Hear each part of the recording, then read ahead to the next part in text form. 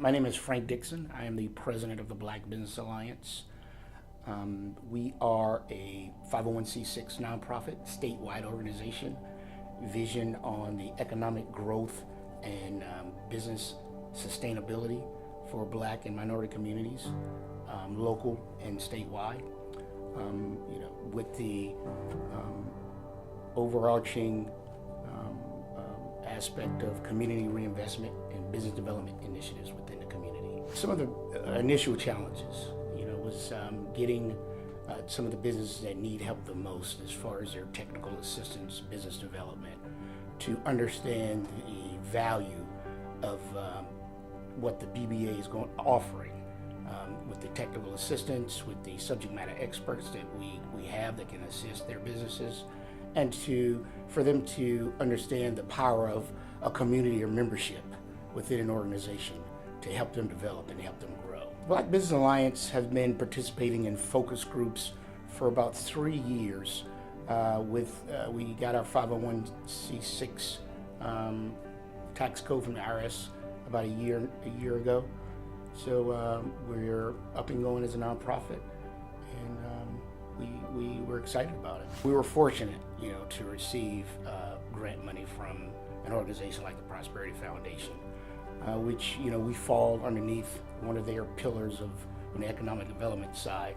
And we use those funds immediately for advertising, material, our social media marketing campaigns, some of the community reinvestment activities, event, rental, things of that nature. So, and it's also helped us, with putting together other proposals to go out to grants to be able to fund our mission and our vision.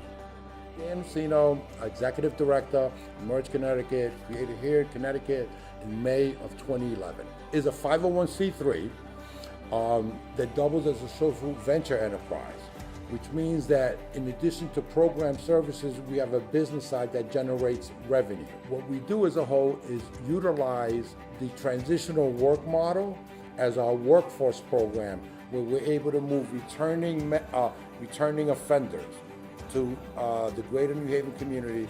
How do we connect them to work? What ends up happening is that most men and women returning to the community from incarceration, the first thing they look for is a job.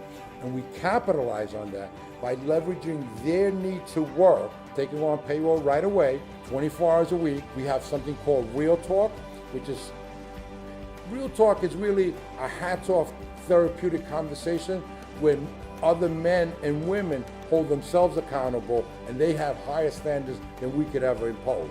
So those are the three big critical things, in addition to community service. And it's not the community service that we historically have seen, our men and women cleaning a highway. It makes no sense. The community service that we perform is we give 5% in either cash and or services to other nonprofits as an acknowledgement that we've made bad decisions and could have done things different. And that this is our genuine part of trying to become community residents. It's been a pleasure to start this new relationship with the Prosperity Foundation, and for them to, take that first step and put that faith in us. And that's just a tribute to, what we've set up here, and we take tremendous pride in that.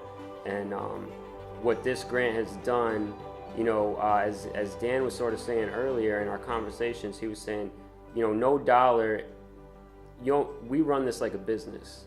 Unlike a lot of nonprofits, we're a social enterprise, and we run this like a business because we are a business. And every dollar is put to use in the most logical way that makes sense for the services we provide, the outcomes we want, and the people that spend their time here. Hi, my name is Lorna Little, and I am the Executive Director of St. Agnes Home. St. Agnes Home has been around for 102 years, so it's been here for quite a while. I have not been here that long, but I've been here for 12 years. And it's been a wonderful program and opportunity for me to be able to really work with the young women and children in the program. The home itself is set up to provide support and services for young women and their children. Many of them are teenagers.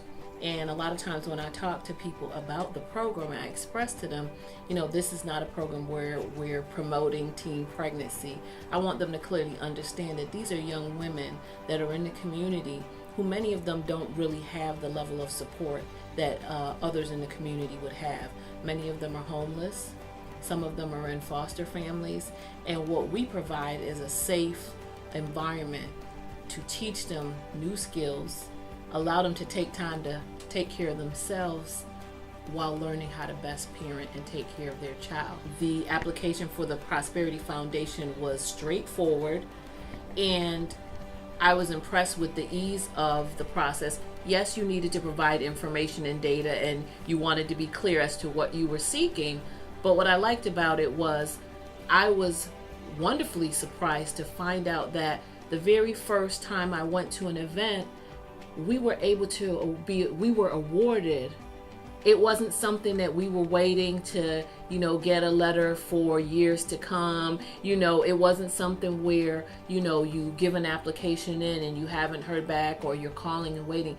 The turnaround time was very impressive to me. The Prosperity Foundation allowed our young women to be more independent.